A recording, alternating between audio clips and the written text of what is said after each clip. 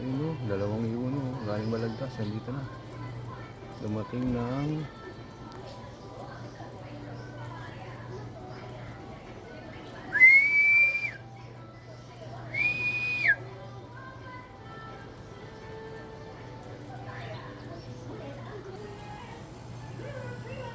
hindi pa nakadapo.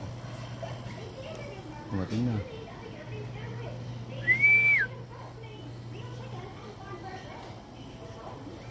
Ayun na, dumating pa ulit.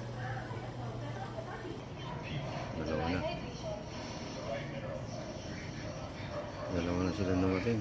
Galing Balagtas, Bulacan. First training day. Tatlo na dumating. Apat na lang.